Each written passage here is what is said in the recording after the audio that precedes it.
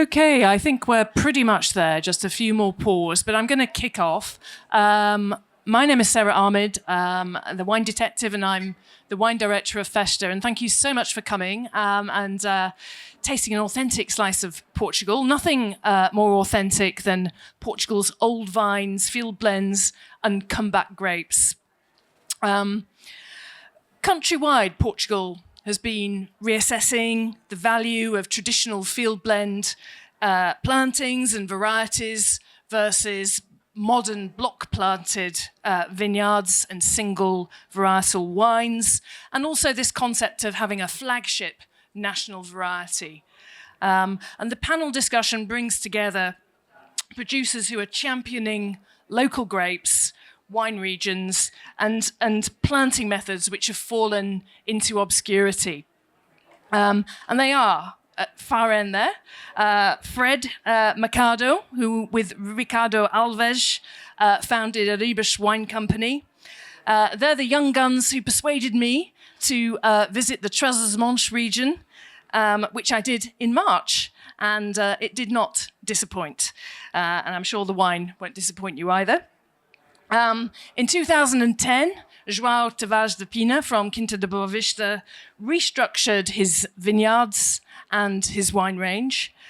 He is a vociferous defender of Dow's traditional fresh wine profile and local grapes, and a staunch advocate of biodiversity.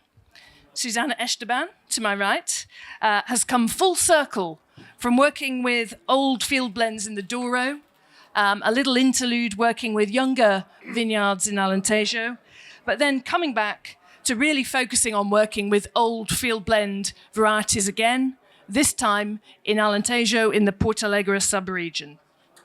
And she's just planted her first vineyard there, which from, of course, old vine heritage cuttings, so Susana will be telling you more about that. Philippe Rocha co-founded Azores Wine Company with Antonio Massanita, and they have led a recovery, replanting, and renaissance of Pico's traditional grape varieties, and they've also repurposed them for making light instead of liquoroso wines. Philippe will get to talking about another project which Antonio is involved in Porto Santo, which I just visited last month. Amazing. If you get the chance to go, go.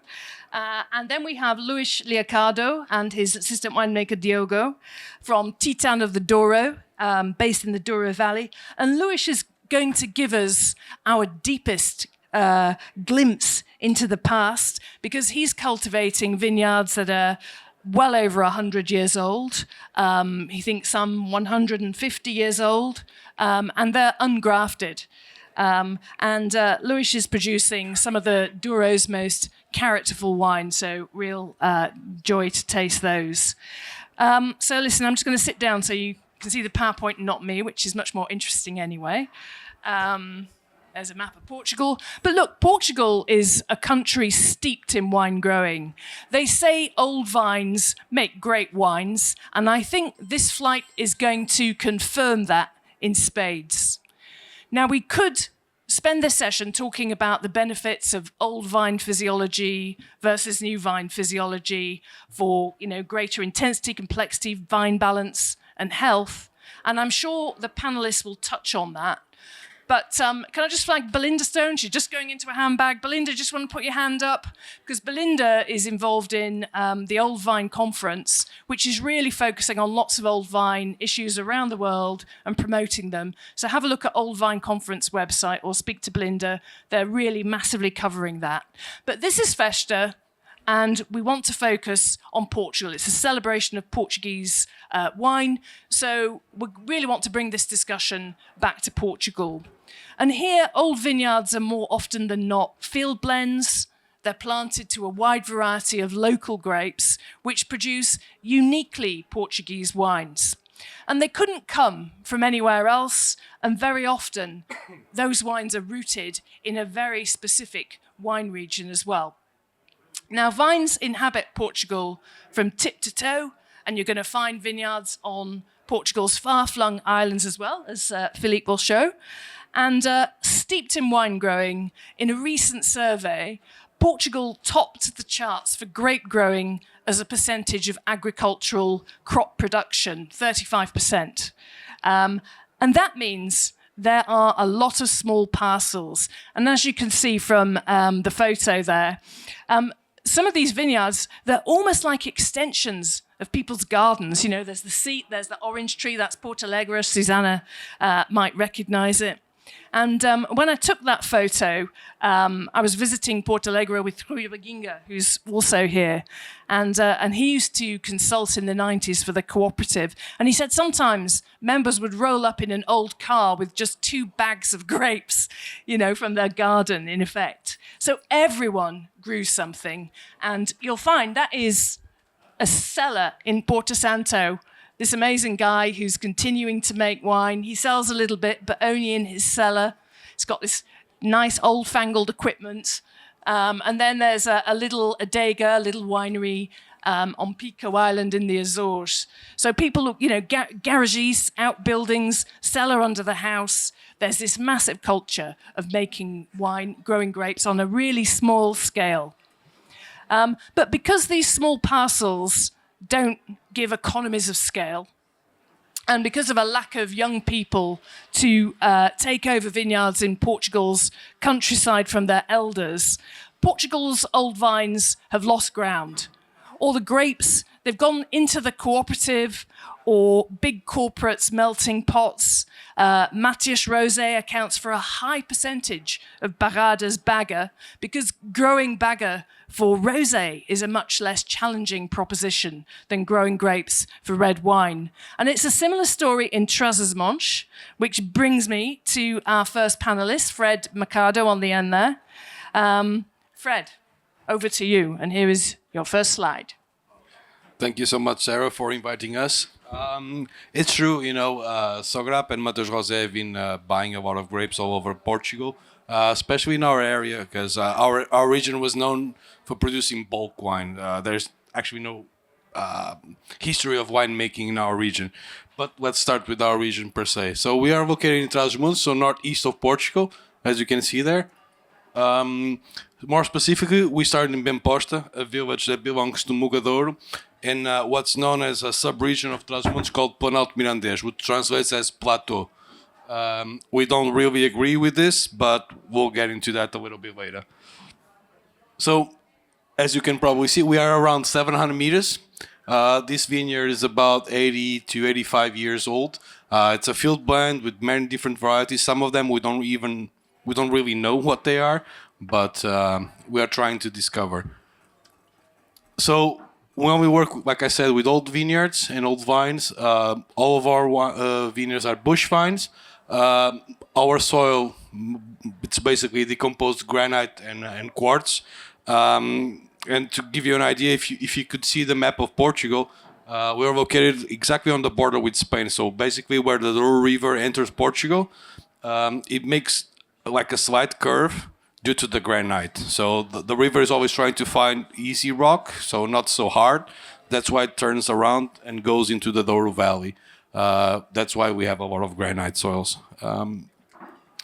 Like I said, we don't really agree with the sub-region called Plateau, or Planalto Mirandês, because Arribas actually means our company, Arribas Wine Company. Arribas translates as slopes of the river. As you can see, most of our vineyards are on the slopes of the river. So we should probably have a DO called Arribas. And this is true for Spain. So as you can see the Douro River there. One side is Portugal, the other side is Spain. In Spain, it's Arribas DO. In Portugal, not yet.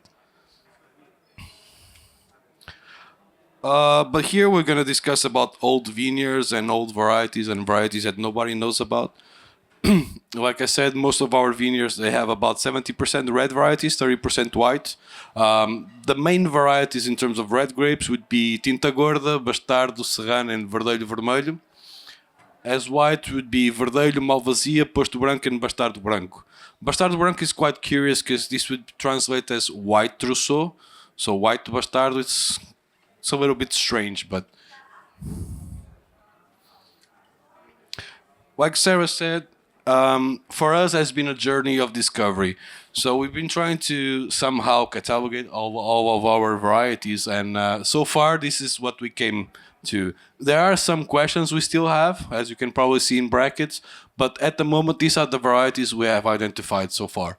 Of course, this is pending on some university studies, and hopefully this will happen this year. But I can read them all, but I don't really see the point of that. So let's start talking about the wine that we're gonna taste. Just quickly, Fred, I'd just jump in there because I realised when I looked at that slide that I was just so tempted to say, are there any standout varieties? But that seems to sort of miss the point of field blends. It's not about finding those champions, it's about everything. Yeah. And as you know, Sarah, because you visited us, we are working now in 5 different villages, and the field blends are completely different from village to village. So that had to be with what was available at the time. So in some villages you can have more of a red variety than others, and and that's why we don't separate. We try to keep, and we make wine with grapes from different villages. We don't mix villages. As you can see, this is quite steep, our vineyards. It's impossible to get a tractor in, so all of the grapes have to be carried on our backs up the hill. Yes, it's not for the faint-hearted, like Sarah pointed out. So going now to Soroto Red, the wine we're tasting. This is a blend from Bemposta. We have a couple vineyards there, and basically it's 70% red varieties and 30% white varieties. The grapes were obviously hand-picked, as you saw in the previous slide, and the grapes were whole bunch foot trodden in a traditional lagar, so an open stone vat basically. We don't macerate them a lot, so we try to keep our extraction to a minimum. So as you can probably see on the right side, there are still a lot of berries that haven't been broken. But that was our idea. We don't want to macerate too much, and we don't want to extract too much. So after the grapes were foot trodden, they are macerated for about 4 days, till pretty much until fermentation starts.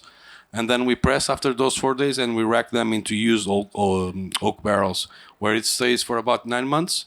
And then, of course, everything is blended and bottled without any filtration, just not decantation, more than enough. So for us, it's all about tradition and nostalgia. So our idea is to make wines like our grandparents used to do, of course with more hygiene and a little bit more knowledge, but it's always going back to the older ways. And I think nowadays in Portugal, we are witnessing a very interesting movement of young winemakers going back to their roots, going back to their grandparents' place, trying to find these old vineyards, working with varieties that nobody knows about, always trying to go back, making simple wines, very genuine wines, very direct. And this is something that Portugal should be proud about, going back to our roots. Our wine is called Saroto because Saroto translates as something like an animal or a person that had one of his limbs cut or amputated. So we chose the lizard on the label because, of course, the lizard can regenerate his tail, and on the label the tail has been cut. The idea is to regenerate this region. It's a region, like I said, that was used just to produce grapes for bulk wine. But there's so much potential there that we should really pay attention to Trás-os-Montes. I think it was really interesting from my visit in March that, especially where you are in that particular eastern bit of Trás-os-Montes, and this is right on the Spanish border, it's arid, so it's amazing to get that freshness in the wine, I think. That there are some other young bloods sort of coming together, making wine there. And, why do you think that is? I mean, your story and Ricardo's story is interesting because you were both thinking to make wine in the Douro because you've been working at Newport, very high status, and then you go to Trás-os-Montes.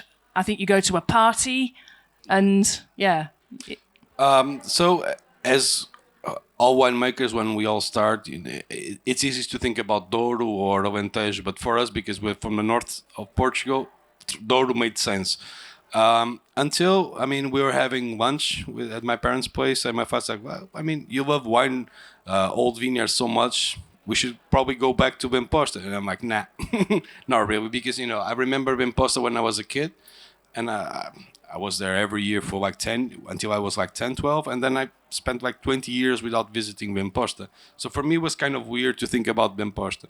But as soon as I got there with Ricardo, we got there in like late May, early June, and there was like a very big party in the village. And I remember going with Ricardo to the vineyards, and we were wearing shorts and t-shirts. It was like 35 degrees Celsius during the day. And at night, during the party, at midnight, it dropped to like 0, -1.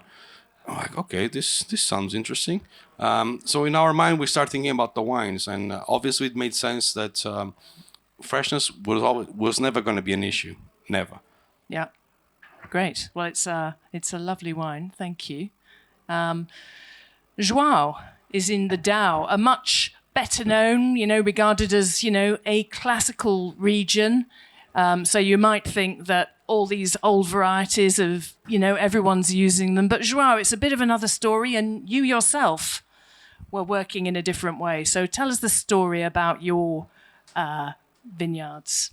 Yes, maybe. Hello. Thank you. Yes, maybe because I'm in a region where all the field blend vines disappeared in the last 20 years. We need to start to do a different work.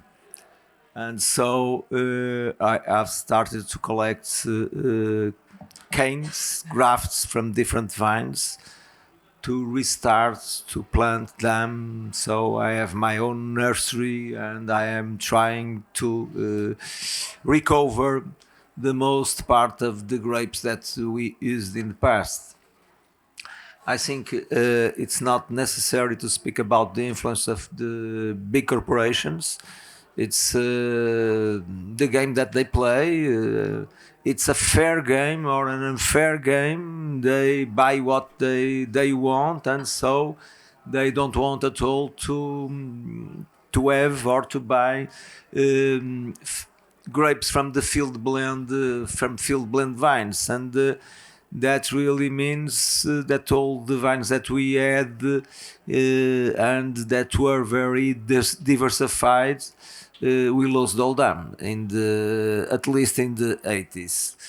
So Down has a big list of a big amount of different grape varieties. Some of them that are autochthonous. Down it's also the region of where Baga is from, where Touriga Nacional is from. So some of the most popular grapes that we have in Portugal. It's a region with great diversity.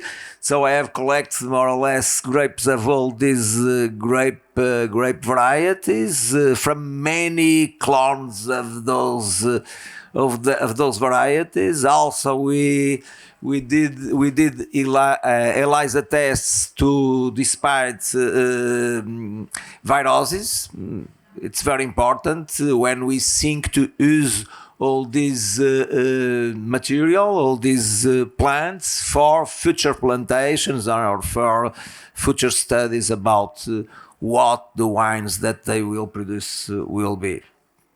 So it's a kind of hobby that I have in my farm, because the goal is then to produce wines. This is a little bit a kind of genetic bank that will be a great heritage for every people that wants in the future to get some plants of some of those grapes. Because just chipping in very quickly, João, but as a visitor to the region, to the Dow for however many years and tasting a lot of wines, if they're white, they're invariably Encruzado or Encruzado led. If they're red, then they're usually Touriga Nacional led with Tinta de Orige, Jaime and Alfachero. So very small selection. It's just starting to change. And obviously João's project is super important for going back and looking at other varieties. No, yes, I think that there are so many interesting grapes that the most difficult thing is really to choose what to have. By the other side, really our culture, Portuguese culture is a blending culture. Since ever, what we did was blends. Just after the 80s and 90s, we start to produce single grape varieties. That's my way. That's the way how I work. I can't imagine a wine if I didn't do my co-fermentation. So I harvested together all the grapes that I need, and it's not a kind of work of parfumist. It's really a work that I do to get my own and the balance that I want to do such wine. It's just that. So the goal is that, and bigger is the amount of grapes that we have, bigger will be the choice that we have to do our wine. It's that's why, yes. And but what is important in the middle of all that, there's so many things to say, but what is important in the middle of this to say, it's really that recovering all these grape varieties is very important for many reasons. When we are speaking of a new plantation, really resilience, it's something that we must start to really to be focused on, and for that it's important to have not so only just many clones of each plant, but to have a bigger diversity of a population.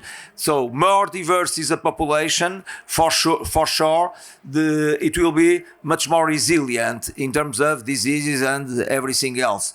So the goal is really not only also to have different varieties, different clones, but also to graft them with different root stocks.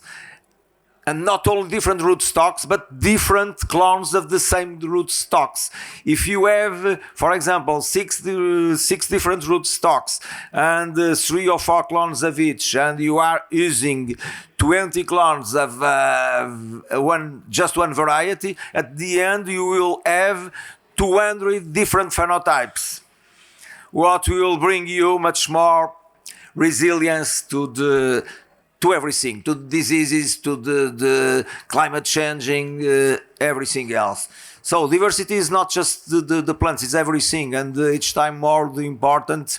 And speaking immediately of the wine, what is important, it's really to think of the whole, and each time more it's the soil that we much care. It's really to have alive soils, and for that each time more we need to start to speak about agrology and not about agronomics, because people really think that all the traditional and conventional producers, what they do, it's really to feed the plant to produce what they want. The things are not like that. What we need is really to feed the soil, to have an alive soil that for itself can provide everything to the plant, and that's the only way to have a safe and a safe terroir with lots of character. It's to improve the life of the soil, and not to allow the plant increasing the nutrition to produce more that we get to this. So we should taste. That's a blend. That's a blend of Touriga Nacional. Again, that's the grape of the region, more than 50%. A little bit of Ruffet and Jayan, but 35% of a field blend, a very old field blend vine, and everything was fermented together. That's always the goal. It's really to taste everything, and since we have the grapes in the lagar, it's really to taste and to understand if we have the right balance, because nature sophistication is so high that we don't need to look to any nothing more than to have the right balance, so the other work will be done by what we brought to the lagar. It's nothing more than that. For me, it's the only way to wine make. It's like this. I will not blend wines at the end. I think there's no sense at all. It's really something that we'll never get the same result. And so this is really a wine then aged. That's what traditional or what we use in the region. It's chestnut, big barrels of chestnut of 1,800 liters to 2,000 liters. That has a higher porosity. Chestnut has a much higher porosity than oak, so normally we don't need to age or to mature so long the wines than in oak.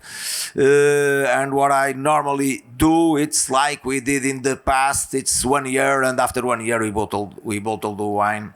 No sulfur. We don't work with any sulfur since the beginning till we bottle the wine. It's just 25, 30 ppms and nothing more. You're using chestnut flowers, chestnut, antioxidant, and also name. chestnut blossom in the beginning to protect against oxidation. Which is something that came out of Serra da Estrela cheese making, I think. Also, we start each time more we are using, and now I'm planting because I try to have much more diversity each time. So I'm starting to plant not only turnips, everything else, but also sisal.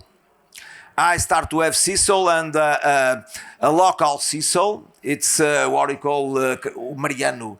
It's a wild sisal that we have that is very very nice, and each time more I increase the quantity of sisal in the vines, because sisal has lots of proteins. Lots. It's incredible. Also, it's very useful. The blossom to produce for the cheese, for the coagulation of the proteins of the milk. But the leaves, the infusion of the leaves, are very interesting to fight against molds. And so, if we have also sisal in the fields, when we mow the everything, yeah. So the sisal will help us to protect a little bit against the molds, mildew. So okay. Yes. Come back if we have time. But thank you, João. And I think a really important thing about João's wine is João works, as he said, not with additions, and partly using old vines and field blends is part of what helps him to do that, because he can find the balance in the vineyard, pull it through in the glass, not need to acidify, or it's a really key thing. So Susana, ironic thing, Susana's showing a white wine from Porto Alegre, and when I visited a while back, and in fact it was Rui Beginga told me that in the 90s, when he worked for the cooperative in Porto Alegre, they used to say, yep, harvest the red, give us the red grapes and just leave the white grapes or you can have them. And boy, how things have changed, Susana. Tell us about your discoveries in Porto Alegre with the old vine culture. So I started working in the Alentejo in 2007. To me, it was a surprise. Porto Alegre and Serra de Mamede, that is a very specific area in Porto Alegre, is on the hills, 700 meters of altitude. And is the unique area in Alentejo that they preserve the old vineyards, because in the rest of the Alentejo is very big. They take off all the vineyards to plant the cereal during the dictadura. Then when they replant, they use international Portuguese varieties. But in this area, because we are in the mountains, they preserve the old vineyards. So to me, it was a big surprise. I was working with old vineyards and field blends when I worked in the Douro during 8 years.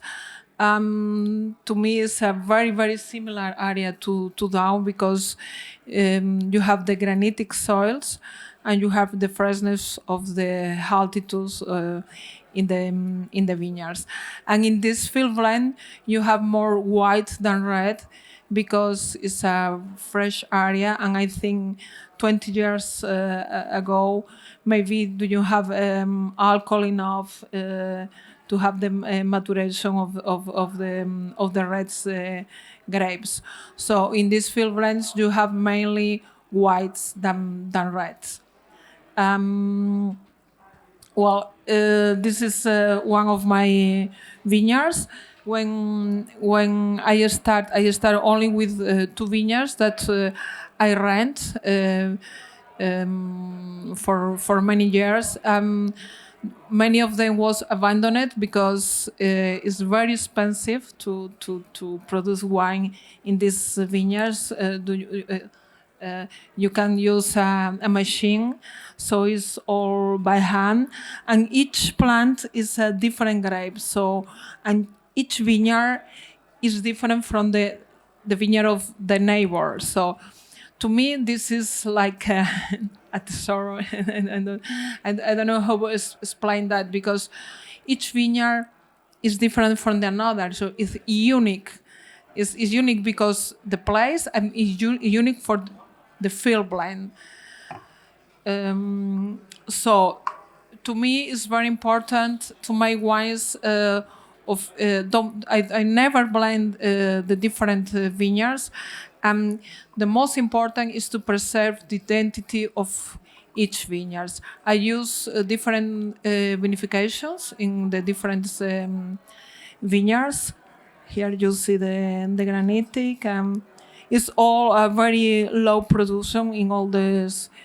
In these vineyards, many of them is only a... Yeah, it looks like really low yields. Yes. What kind of yields are you getting from this? Because you've got old vines, and then they're not as intensely planted as, modern VSP in Alentejo. So your grape yields must be very small. Yes, very, very small. How much? What sort of? It's 2,000 tons per hectare or 2 tons a less. hectare, yeah. Yes. Yeah. So, but the quality is very high also. Yeah. And the granitic keeps the freshness of this area. So this is a little bit.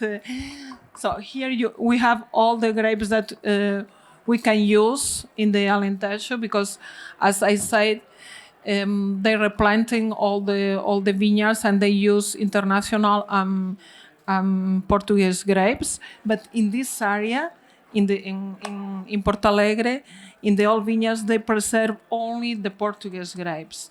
So it's a few quantity in the middle of all the Alentejo, and it's only there where they preserve this old vineyards. We have the Arinto, Fernão Pires, Malvasia Rey, Syria, Tincara das Pratas.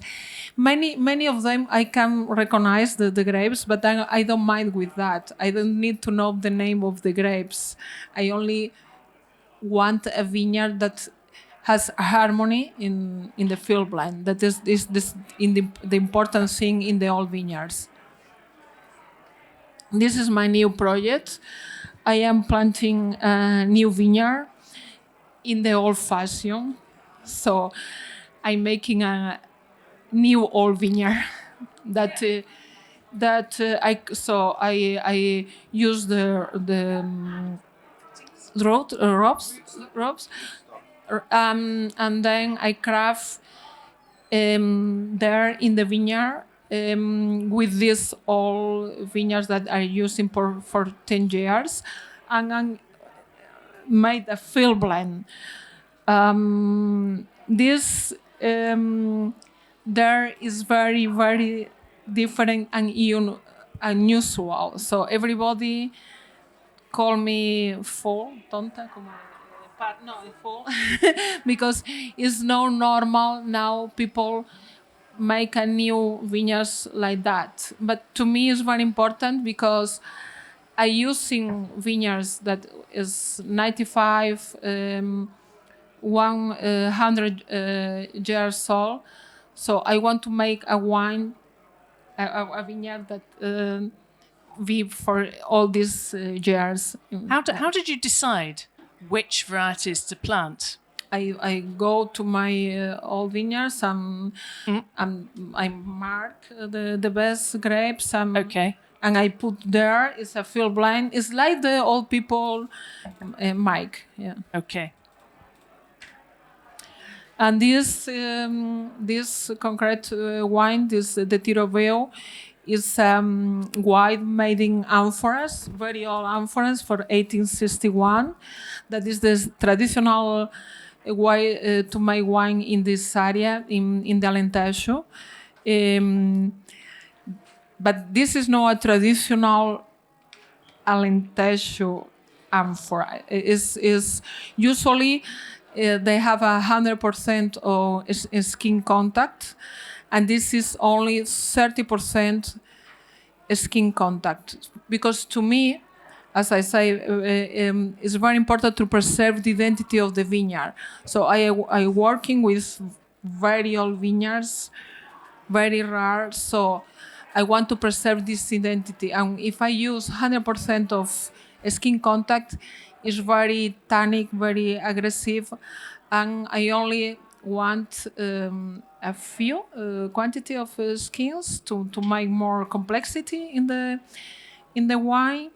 But I love the balance. I love the job that the amphora makes in the wine. It's like an egg.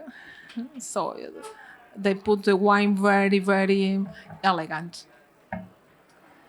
In this wine happened with the floor. You say floor? Is the same. Is the sherry? Is the sherry process was an accident? Susanna's Spanish, just mention it. Yeah, but yes, from Galicia, from the north. But I was not looking for this process. It happens.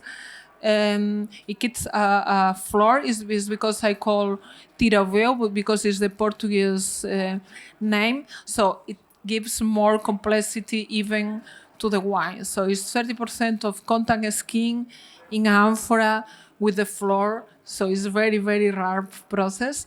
The first was this, 2019. But now in 2020 it keeps floor again, and 2021 the same. Okay.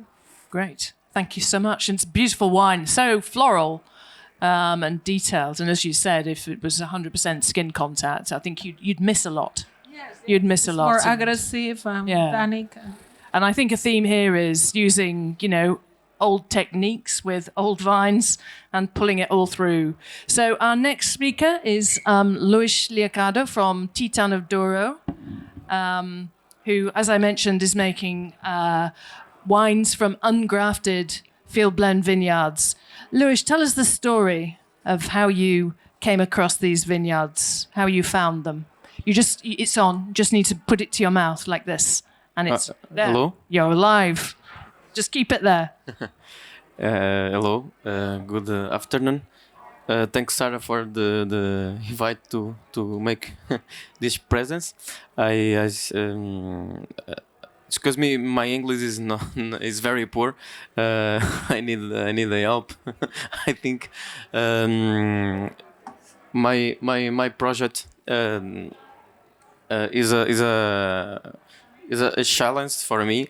In 15, I study. I'm from Douro, one village. This name is Trevões, and I study out of Douro. And in 15, regress to Douro and make one challenge is recuperate the old vineyards, because my village is a limit of Douro, and Douro have a port and still wines.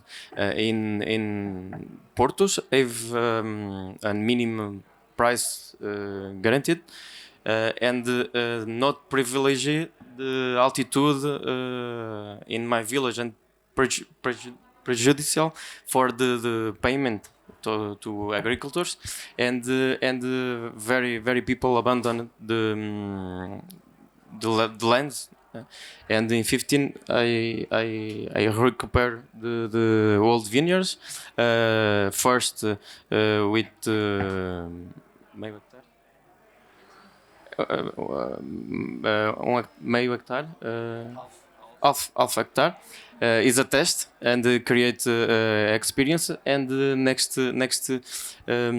year producer more wine and comprar by others abandoned vineyards, and the others I rent. The work is very traditional. Is a most local indoor and most altitude. Okay. Yeah. And is a limit of Douro with other small region. Tavra is a region for more famous because your sparkling wines, and this valley is separated two regions, Douro and Tavra. And just to say, Lewis, that Lewis mentioned that the wines from the village where he's working were not very recognised or valued because, of course, the tradition of port wine isn't going to be great if the grapes are coming from 750 and 850 metres. You probably know about the grading system for vineyards for port. So this would not be A-grade vineyard territory for port winemaking, and that's part of the story of abandoning the vineyards, which Lewis took over from his father-in-law. Yeah, the first small vineyard is my father-in-law vine, and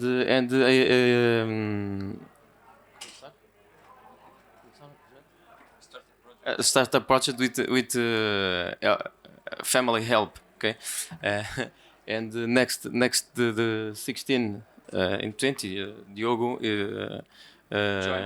John project is my partner in in crime. Yeah. So we see these the vineyards when Lewis first found them, and they're quite neglected. This is a last vineyard we buy. It's abandoned 3 years. That's abandoned. Yeah, and this is the picture for you view the last and the after. This is old vines abandoned because how Lois says in this region people don't make grapes for wine, porter wine, so the vine is not sustainable, financially sustainable. So we have many vines abandoned, and we just made to do the old work to recuperate these vines. We remove all the grass. The soils are moved by the strength of the horse. We can mechanize these vines. That are very old vines. Here we are at 800 meters of altitude. We have a granite soil with a good percentage of sand, who helps the vine to survive phylloxera in the nationally of 19th century. More photos of our vine. 3 years, yeah. We need to have a patience and wait, because the vine needs times to respond to all these projects or all this work. More photos of our old vines with other cultures in the vine to take advantage from the free space. Subsistence farming, you make the most of your land, Yeah. but important part of biodiversity as well. Yeah. Here we have the varieties we have identified in our vineyard. One important for us is Morisco, Maruf. We have made a rosé with morisco. Is a red grape, but is more like a pink. Have a color like more pink because have a little color to give little color to the wines, and is fantastic with to do a rosé and marry well with hood. Can you? I think Sarah? it's really nice the repurposing of the vines. Yeah. Yeah. Here we have a photo from the vintage with the help with the people from Paredes da Beira, the village where we have the vine. Everything done by hand and in that perfect time for each wine. Here we have our top wine, Fragmentado.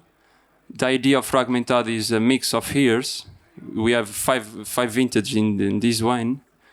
And we go to the wine cellar, we prove all the barrels, and we choose the best one and mix in this wine. It's a blend of the best we have in the wine cellar. So I think this wine is 80% 2015, 2016, 2017, and 2018, and then 20% of 2019. So I love the fact that, there's a tradition, obviously, of making port wine and blending in port wine and blending different years. And to use that bit of tradition and pull it through in Fragmentado is, I think, very exciting and a very bold thing to do. And I think you really get the freshness of the elevation of this site. I mean, it's a big wine, lots of structure, but still with a freshness and the complexity of those old We are vines. not a traditional Douro. We are not close to Douro River. We are more close to Tavra River. We are a Douro from altitude. So you are a unique Douro, I think. Great wine. Thank you. Thank you. Thank you very much. Any questions on ungrafted vines, or happy to go on? Okay, so Philippe, we come to you, and we come to the islands. So we're going to start off in Porto Santo. Yeah. Good afternoon. Thank you, Sarah, for the invitation. Antonio Massanita unfortunately couldn't make it, so Philippe came yesterday, I think. Yeah, and at it was short like notice. a last minute. From Pico, in fact. Yeah, last minute invitation, but it's great to be here and to share with you these two unique projects. So António Massanita started Companhia dos Vinhos dos Profetas e Vilhões, that's in Porto Santo Island, so Madeira Archipelago. So as you can see, Porto Santo is thank you. Porto Santo is on the line of the North Africa coast, so Casablanca more or less. So Porto Santo is a little bit north than Madeira Island, but it's completely different in terms of climate. So Porto Santo is a very small island, has no altitude, so there are no mountains, meaning that there are no clouds. So it's the driest area in Portugal, so equivalent to the driest part of Alentejo. There is about 15 hectares only planted in the island, 1/3 with listrão. That's what we are trying. So listrão is the same as Listão Blanco in Canary Islands or Palomino Fino in Spain, peninsula. So Porto Santo is limestone sands, so maybe about 30 meters. So it was sea at some point.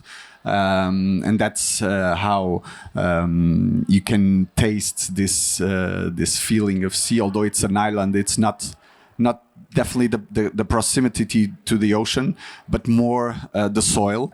And we will compare to Pico Island on the next wine, which is very different from this, although we are in islands. So the vines are planted on the sand. protected by stone walls, also from the wind. The wind is always a problem in the islands, so in Pico is the same, so it's the same in Porto Santo. They used to produce wine in the island for themselves, or maybe to sell to the very known Madeira houses. So as you can see, the rainfall here is really low, 320 to 380 millimeters. The average temperature is 18.4. We will compare to Pico Island is more or less 2.5 degrees on average more than Pico, which makes a huge difference. And Listrão and Caracol are the main ones. So I was just going to chip in that the reason why the grapes Listrão was going to Madeira is because it's the driest island of Portugal. You were getting good body, good sugars, so fantastic for Madeira, a fortified wine. And last year I tasted Blandy's 1977 Listrão, and Chris Blandy was saying that was the last varietal example in the company's backlog. And as you probably know, Blandy's have a lot of very old wines, and Chris explained that the grapes were from one of the last harvests of his relative at Leacock's vineyard on Porto Santo, which no longer exists. So if we compare also, so the genetics from the grapes, so in Porto Santo they are coming from the Mediterranean, so that's their background, their parents, and the genetics of Pico, it's coming from North Europe, so Savagnin and like the Alvarinhos family also, so that's the genetic from Azores Islands, and the genetic of Listrão is coming from Mediterranean, so it's completely different approaches. And in Madeira Island, they prefer to plant Verdelho and Boal and others, maybe because the climate is completely different. So we all know that Palomino Fino or Listrão or Listan Blanco in Canary Islands, it's much more adapted to much warmer or hot climates than the other one. So this wine is made on 100% fermentation, so indigenous yeast fermentation on barrels, so old barrels that came from another project in Alentejo of Antonio, so neutral, I would say. So we separate presses, so made on a very traditional vertical press, and then we separate presses, and then it's a blend of both pressings. So I think we have some freshness on this and on this wine, although we are in a very hot region of Portugal.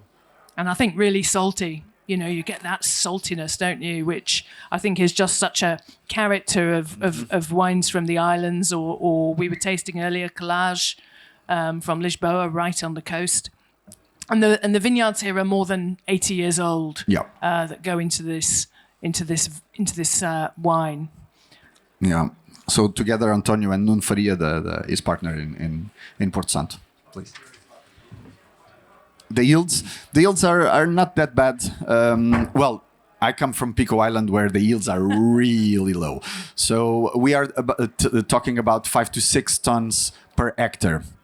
So it's not that much, but it's not that bad. So that's the average yields in the islands for this. And the bunches, well, especially Caracol, which is the other grape varietal, the bunches are really big. Yeah.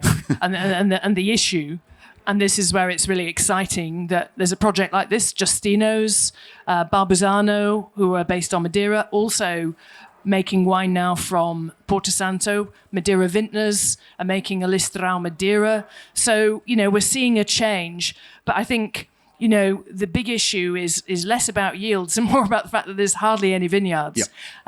Chris Blandy talks about there just being 3 hectares of Listrão left on the island. And I know Antonio and Nuno are driving around and trying to find all the vines, but they're just under 1,500 bottles of this wine. And basically what happens, and there's a whole socio-economic issue, around these old vines, because they're small parcels and hard to look after, not economical in modern sort of people's understanding of making wine. Is the airport came in the 1950s, took out 120 hectares of the island, a lot of vineyards, and then originally it was a US military kind of airport or station, and then from the 70s you had sort of tourists coming in, then you had the golf course, then you had all the hotels on the beaches, which is where Leacock's vineyards were. So you lose everything. So it's really exciting to have projects like this. And actually, when I was in Porto Santo, I was island hopping and went on to Pico. And I've been following Felipe and Antonio's project for a long time. And it's so exciting to see new players coming on board, young blood, and they're confident. And you guys, they're standing on the shoulders of you guys, so tell us about Pico. Because it's true. Actually, I think it's almost 10 years the first time you visited Pico and visited Azores. And it's really a big change that is happening not only on the wine industry, but also in the local communities, because the more you buy these grapes to produce this style of wines, of course you are able to pay more. If you're able to pay more, the viticulture is getting more, so everybody gets back, because the vineyards were abandoned either in Porto Santo or either in Pico, because there was no added value for them. And if there is, so people used to say at that time 10 years ago that there is nobody to work in the vineyards, so there's no more people to work in the vineyards, so that's why it's abandoned. It's not true. If you pay more, then people come. Then people start producing again, start going back, because it's in their blood. It's really in their blood. Everybody is related with wine. Everybody is related with viticulture. It's just a matter of course, payments. And I think it makes sense. And everyone does on an island. Everyone does lots of jobs. So yes. If they can find another job, and be paid, they will be there. They have a little bit of other agriculture, or they work in a government place, but then at the end of the day they go into their vineyards or whatever. Okay, so we are back to Azores. Do you mind to go back? Yeah. So Azores, thank you, Sarah. So Azores is further north of Porto Santo and Madeira, so we are more or less on the same parallel as Lisbon, New York, Madrid. So we have a completely different problem of Porto Santo. So we are in an island. Pico, all the islands in Azores used to produce wines, but Pico is today the most important one because geologically, it's the youngest island in Azores. So it has about 300,000 years. Then all the other ones have more than 1-2 million years. If you compare, the oldest one is Santa Maria, which has about 7 to 8 million years. Porto Santo has 13-14 million years. So 300,000, it's kind of a baby geologically. So that's why the vineyards were planted on the rock cracks. Lava bed. Lava and the lava bed. So there's no organic surface on the top. So it defeats the definition of soil. So Pico, as all the islands were hidden by Paldrimidium and then Phylloxera, so almost all the vineyards were abandoned. So all the other islands in Azores were able to transform their production to something else, but Pico doesn't. So they were not able to do nothing. So the vineyards were really abandoned. So Pico is the highest mountain in Portugal. So it's 2,351 meters. So it's a mountain that plays a very important role on the vineyard. So on where we planted the vineyards. So you can imagine the winds, the mild winds, because the ocean is not that cold. So the mild winds coming from the ocean going up to the mountain, then the foam effect, then the clouds start to form when the temperature cools down quickly. So there is always like this hat around the mountain, meaning that we need a little bit of sun. We need a little bit of sun, so we must be out of that hat. The old people used to say that you should plant where you can hear the crabs singing. So of course the crabs don't sing, but the point is that you need to be as close to the ocean as possible to be far away from that hat, from that cloud. So it rains 5 times more in the mountain rather than theirs. So the vineyards were planted very close to the ocean. So that's why the stone walls to protect from the wind. Again, the wind is the most important thing. So it was planted on the rock cracks. So what we are looking at, it's the Vinha Centenaria. So it's the next wine we are trying. So as you can see, everything handmade. It's probably the most difficult viticulture on the planet. This is really hard. Fayal Island on the front, so that's what you are seeing. So that's from where in the old times the ships used to go to export the wines for the Americas or for UK exactly. So that was our main markets. So producing wine since the 15th century. The men built more than 15,000 hectares of this stone wall. So it's one of the biggest constructions of the humankind.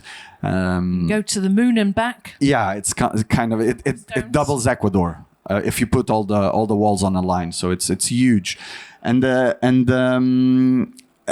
in 2004, when it was declared World Heritage by UNESCO, there were only left 120, so less than 1%. So what happened with this, what Sarah was talking, is that since 2014, when we started our project, a lot have been recovered, and now there are more than 1,000 hectares in the island with new producers, with young kids making wine. So about varietals, that I think it's also important, we have 3 main varietals on whites, which are Verdelho. This Verdelho is the Verdelho from the islands. It's not the Verdelho that exists in mainland Portugal. That Verdelho is the Godelho in Spain and Gouveio in the north of Portugal. So the original Verdelho in the islands that exists also in Madeira and in Canary Islands. And then we have 2 other varietals, Arinto dos Açores. It's different from the Arinto in mainland Portugal, so that one is also Pedernã. So the Arinto Açores is a unique grape varietal in the world, only exists there. Together with another one that is Terrantes do Pico, also a unique in the world, only exists in Azores. So these are the 3 main varietals.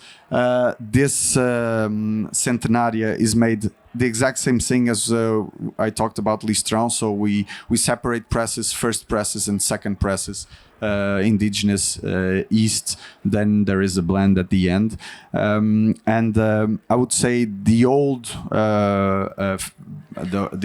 vineyards, they are mainly Arinto dos Açores, because the last ones to be abandoned was the ones close to the ocean, and Arinto is the latest one to flourish, so meaning that it was the best one to be planted right after the ocean, because we always have storms, and the latest they flourish, the less chances we have to get a storm that with salt can burn all the productions. So that's mainly Arinto dos Açores. It's the color is very dark, so it's a dark yellow. It was a wet vintage, meaning that it rained a lot in that year, but it looks like it gives complexity to wines. So high acid, of course, high acidity on Azores. So the wines here really have this sharpness.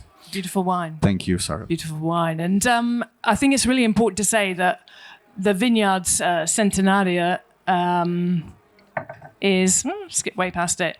Is in a part of Pico called Criasso Velha, Yep. which is the original heartland, and that's really where you find the old vines. But outside of that, Azores Wine Company and other producers have really started to recover the vineyards. And I've been there on walking holidays quite a few times. And you go into this dense shrub and you can just see there's Karaish, these walls everywhere. So, you get a sense of this was once a huge, huge industry on this island because it was sort of creating mock Madeira, and going on, on the ships to America. So you just see how there's sort of, again, coming back to this socio-economic point that, things are producing a lot, then they're not, and it's all cyclical. But I think what's great about our producers today is that they're finding those vineyards and they're also paying it forward. Susanna planting a vineyard with old cuttings, Joao's nursery with all his, lots of different Dow great varieties, the work of Azores Wine Company. And then you've got people like Louis who are looking after those ungrafted vineyards that could so easily have disappeared and planting new vineyards from cuttings when the old ones are going. So the wines for the future, these varieties will go forward. And I think, certainly that socio-economic point that people weren't paid to look after those grapes. They weren't making money from the wines. They were going to the co-op, they were going to Mathias Rosé or whatever. And that's all changing. So thank you so much. Wonderful wines. And thank you for doing what you're doing. Thank you, Sarah. Thank you. And thanks for coming.